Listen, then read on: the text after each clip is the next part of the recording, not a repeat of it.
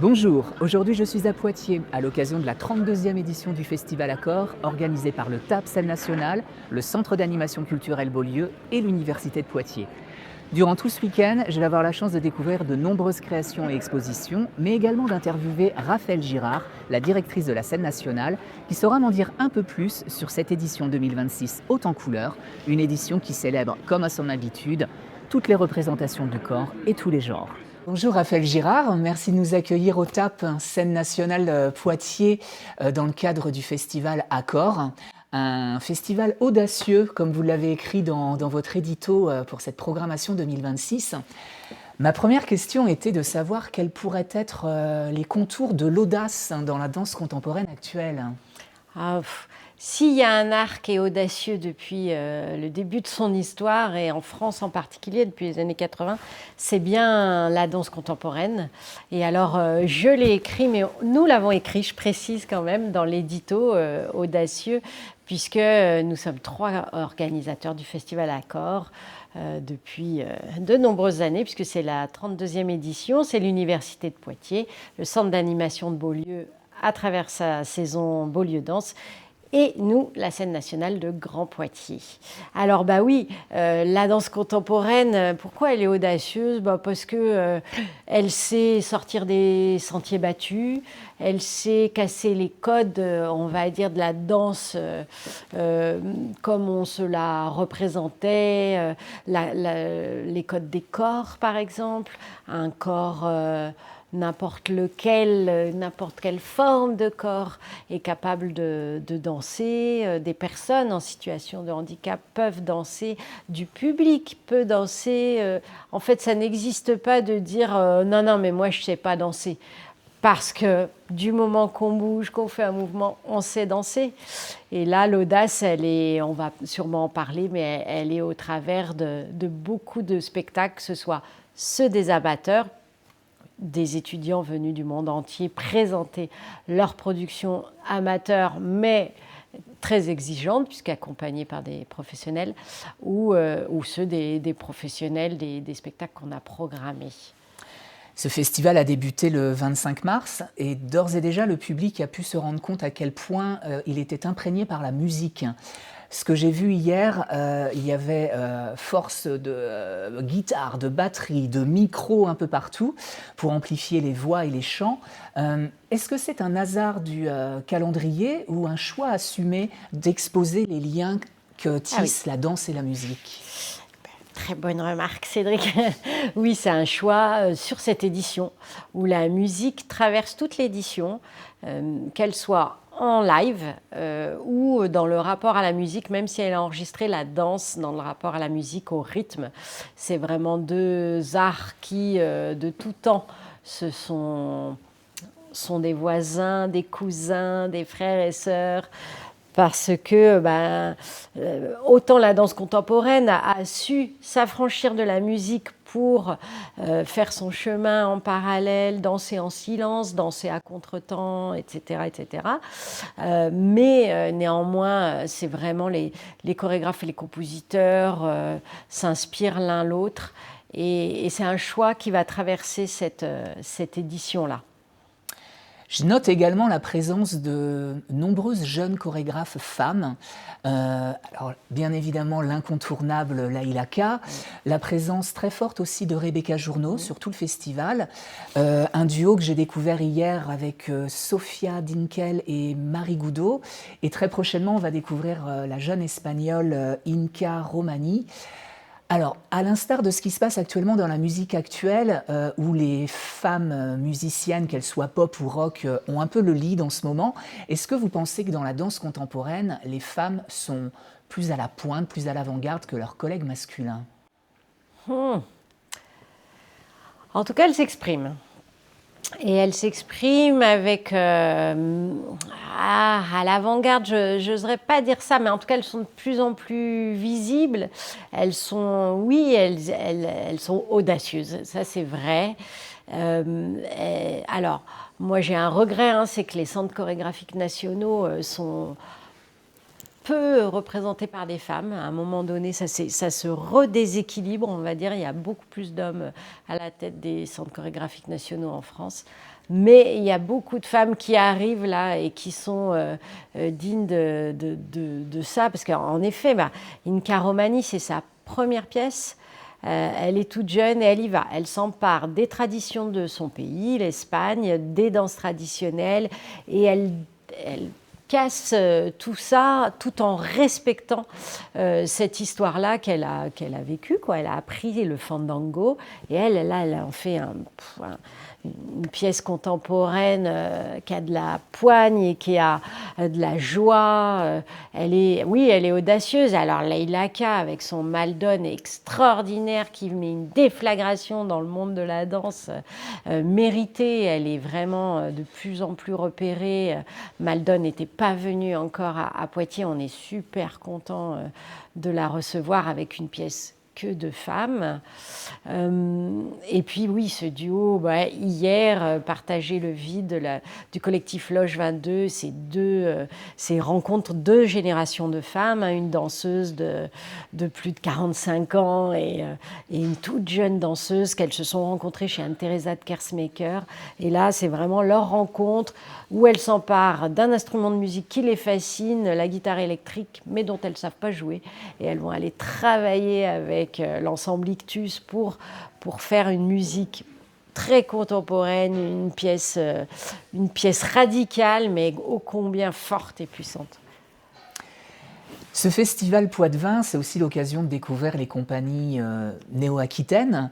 Je vous propose qu'on écoute la compagnie Adéquate qui va nous parler de sa création, Éloge du déménagement.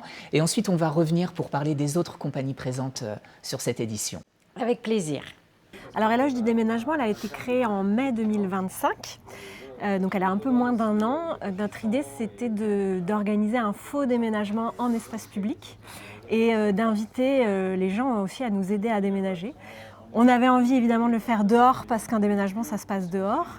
Et ce qui nous intéressait, c'était vraiment ce moment entre deux endroits. Qui est un endroit où on est extrêmement fragile en fait, puisqu'on on est avec toutes nos affaires à la rue. Et c'est un moment de fragilité qui est à la fois hyper timé, hyper physique, ou très collectif, où tout d'un coup il y a plusieurs personnes comme ça qui sont unies dans un projet. Voilà, et donc c'est tout ça qu'on a voulu raconter par la danse, en invitant aussi la musique au plateau. Alors parlons de ces autres compagnies néo-aquitaines présentes sur l'édition 2026. Je pense à La Tierce, à Sine Qua Non. J'en oublie peut-être ? Oui. Alors, je vous laisse en parler. Le collectif La Tierce, qui est alors fidèle du Festival Accord. Mes prédécesseurs l'ont beaucoup soutenu. Et moi, je continue parce qu'ils sont vraiment singuliers. Ils sont de Bordeaux. De Sonia, Séverine et Charles. Collectif, tous les trois. Et là, c'est la Contre-Clé. C'est leur dernière création qui est toute fraîche. Elle est sortie en novembre à Bordeaux, où ils s'emparent d'un poème d'un troubadour, Guillaume d'Aquitaine, qui est le grand-père d'Aliénor d'Aquitaine, notre illustre reine qui a séjourné à Poitiers. Et ce poème, ils imaginent qu'il a traversé les siècles pour arriver jusqu'à eux. Et ils en font une pièce de 2026, mais avec du médiéval là au milieu. Là aussi, la musique est très présente par le son, mais aussi ils font de la air guitare, du théorbe aussi, comme ça. Enfin, elle est étonnante cette pièce, et là c'est comme un tournant dans leur parcours, parce que La Tierce, c'est un collectif qui faisait des pièces aussi très poétiques, mais on va dire très peu dans le mouvement. Et là ils dansent.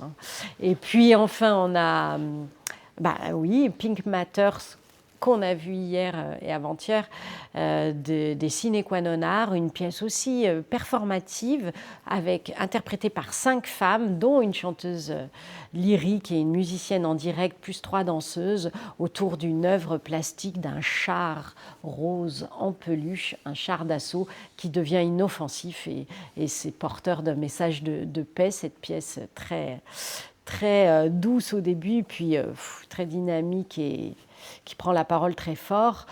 Également cet après-midi, Jonathan et Christophe, les deux chorégraphes de Sine Qua Non Art, chorégraphient le spectacle d'ouverture avec les 150 étudiants venus du monde entier sur la place du Maréchal Leclerc.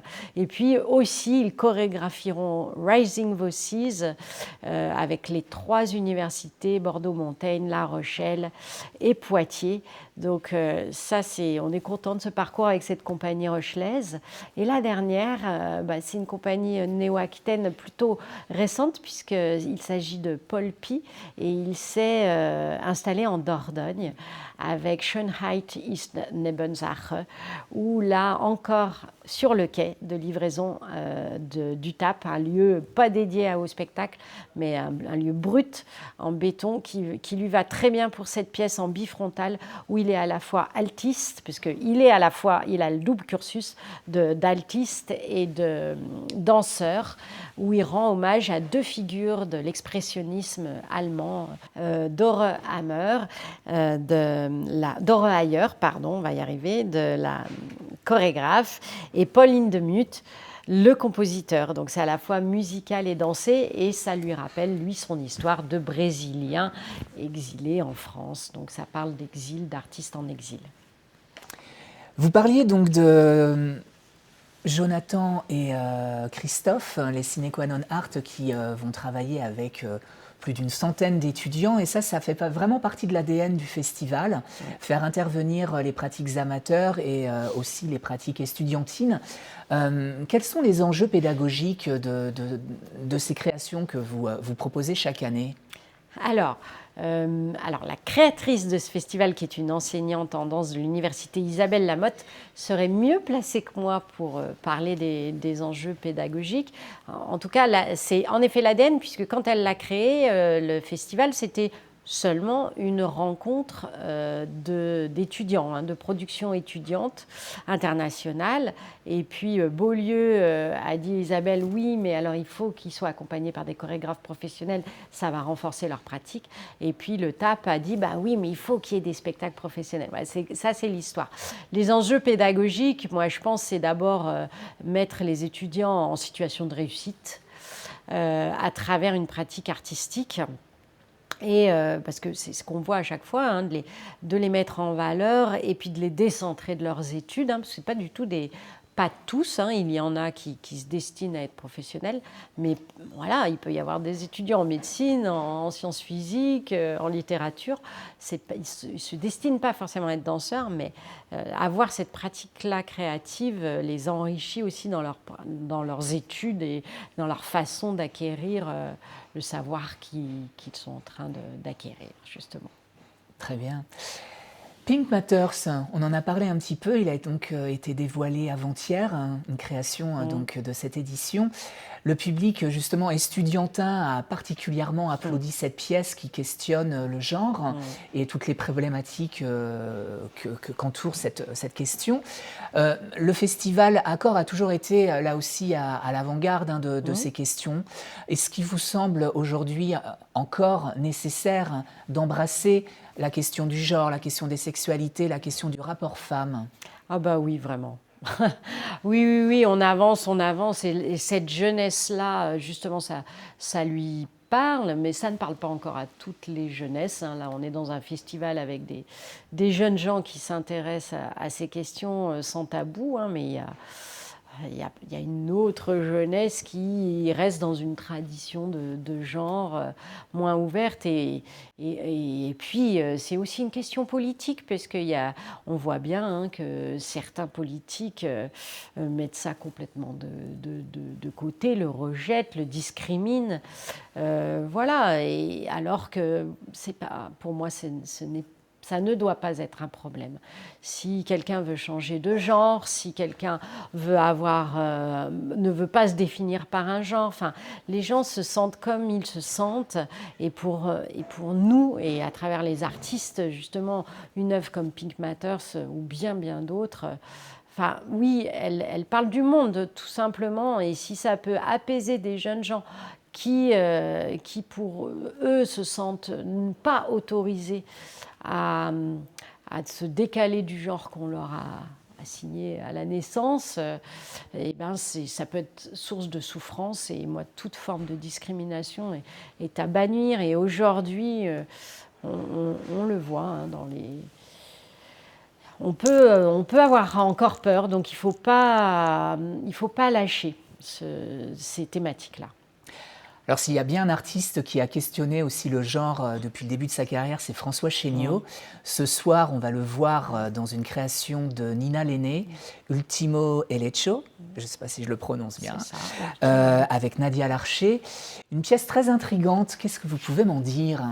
Ah oui, c'est intriguant comme toutes les créations de François. Et depuis qu'il est avec Nina, cette musicienne, ils vont chercher dans la musique latino-américaine, puisque c'est la formation de Nina Lenné. Elle s'est vraiment intéressée d'abord aux musiques d'Argentine, au folklore argentine, puis à la musique baroque. Et là, la rencontre avec cette chanteuse argentine, Nadia Larcher, a été source d'inspiration pour tous les deux, pour Nina et pour François. Et ça donne une pièce avec une chanteuse qui danse, un danseur, François, qui chante, avec des musiciens qui dansent, un décor complètement qui nous font s'évader dans une espèce de nature comme ça. Ultimo Elecho, c'est la dernière fougère. Comment la nature disparaît, mais non, on la préserve à tout prix par nos chants, par nos danses, par la musique qui vient de loin pour être aujourd'hui encore contemporaine. Tout ça avec des espèces d'elfes. Ils ont tous les deux, il et elle ont tous les deux des costumes, oui, un peu comme des elfes, des divinités. C'est un sacré voyage. Et oui, alors si François, le genre, c'est pas son problème. Il est ce qu'il est, et c'est un tel danseur et maintenant chanteur. Il a atteint un niveau de chant qui commence à être vraiment, qui est vraiment très exigeant. C'est une pièce qu'il faut découvrir ce soir. Il n'y a plus de place, mais il y en a toujours quand même au dernier moment. Une dernière question sur ce rendez-vous immanquable de fin de festival, c'est la soirée de clôture.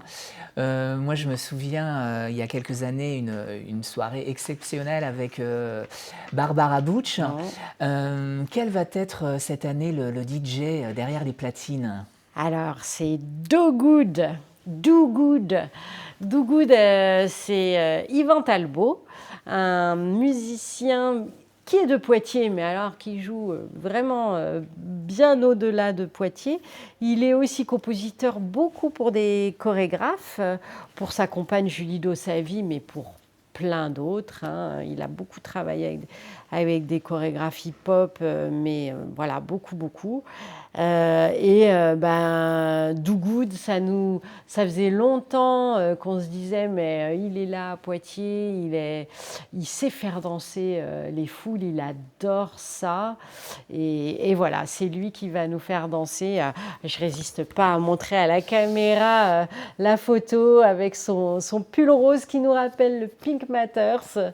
Et donc, venez en rose, dress code rose. On ne l'a pas vraiment officialisé, mais là, on va dire que c'est la couleur douce qui traverse aussi notre festival. Eh bien, merci pour vos réponses et puis bon festival. Mais oui, merci beaucoup.